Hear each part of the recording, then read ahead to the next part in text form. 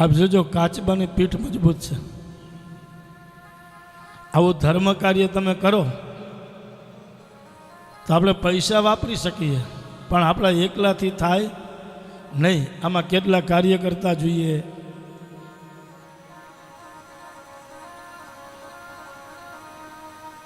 રૂપિયો વાપરી શકીએ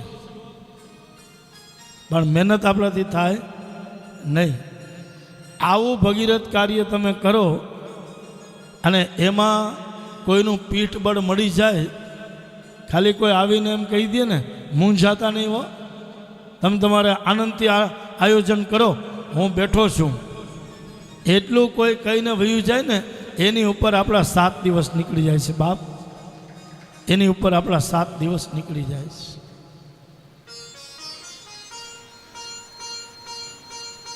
એટલે પ્રભુએ દેવતાના કલ્યાણ માટે, આમાં ભગવાનને કંઈ સ્વાર્થ નથી હો. અને અમૃત નીકળશે તો કોઈ દેવતાઓ ભગવાનને દેવાય નહીં જાય. બોલો, લ્યો થોડુંક પીઓ તમે.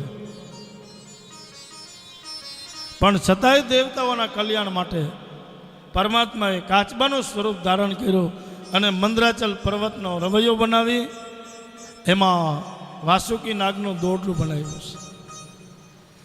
ભગવાને કીધું કે દેવતાઓ તમે નાગની પૂંછડી બાજુ રહેજો, અને તમારા જે માસિયા ભાઈઓ દૈત્યો છે ને એને તમે રાખજો મોઢા તરફ. એટલે ઓલો ઝેર વોકશે ને એમાં કંઈક એની અગ્નિમાં બળીને રાખ થઈ જશે, એટલે એને એટલાને મારવા ઓછા. એટલે દૈત્યોને તમે નાગના મોઢા તરફ રાખશો. અમુક ભાષા આપણે ન આવડતી હોય તો તકલીફ પડી જાય. સુરતમાં દીકરાના મા બાપ ગામડામાં રહીએ, બિચારાને ઇંગ્લિશ આવડે નહીં, એટલે દીકરો થોડોક ભણેલો, થોડોક ઇંગ્લિશ જાણકાર દીકરો, અને મા બાપને ઇંગ્લિશ આવડે નહીં, એટલે બાપે ફોન કર્યો. તેથી ઓલા ડબલા હતા નાનકડા, આવા આ નતા. ફોન કરીને કીધું, બેટા કેમ છે? તો કે ઓકે. તારી પત્ની કેમ છે? કે એ ઓકે. તો કે તારો છોકરો કેમ છે? તો કે એ ઓકે. અરે હાય હાય, આપણો દીકરો, દીકરાની વહુ, એનો દીકરો, આ બધા ઓકે જ છે. હાલ આપણે જાય કે થઈ ગયું લાગે, એને ખાવામાં કંઈક આવી ગયું લાગે, હાલ આપણે જાય. અને સવારના પોરમાં બિચારા મા બાપ સુરત આવ્યા, દીકરાને કે કેમ છે? તો કે ઓકે. હજી? અરે પણ પપ્પા તમે કેમ આવ્યા? તો કે તું ઓકતો તો, તારી પત્ની ઓકતી હતી, એટલે મારે અહીંયા સુધી ધક્કો ખાવો પડે બાપ.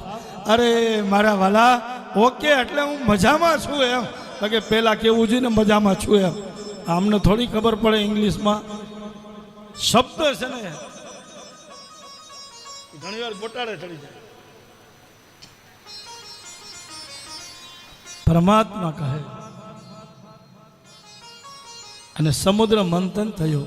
અમૃતની જગ્યાએ પહેલા ઝેર નીકળ્યું છે. હવે ઝેર પીવા કોઈ રાજી નથી.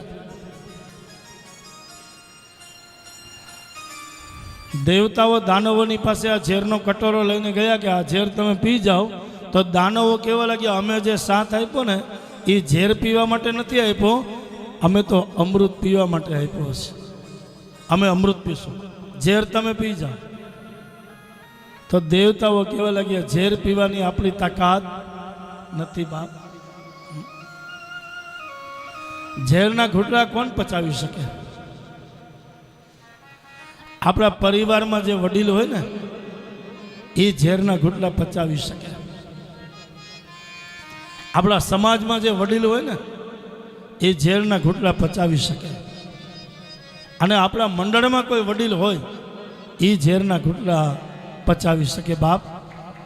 આમાં આપણે અત્યારે અહીંયા આવ્યા છીએ, આપણે બધા આનંદ કરીએ છીએ, પણ હકીકતમાં ઝેરના ઘૂંટડા એ તો આયોજકો પી રહ્યા છે બાપ. આપણે તો અમૃત પીએ છીએ. મારી ને તમારી માટે તો અમૃત છે, ઝેરના ઘૂંટડા તો પી રહ્યા છે.